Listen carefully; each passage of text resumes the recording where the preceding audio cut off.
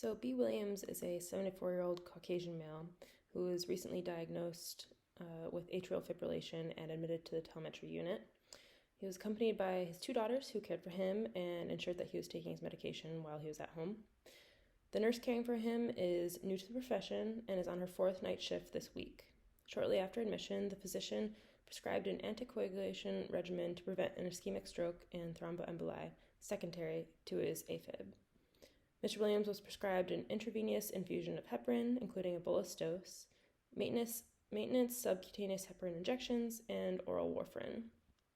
Overwhelmed by the varying doses, routes, and timings of the anticoagulants, the novice nurse starts to prepare Mr. Williams' regimen.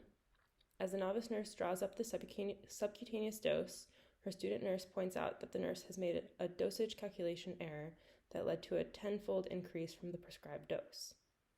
Realizing that the student nurse was correct in her critique, the nurse quickly corrected the dose before it was given to the patient.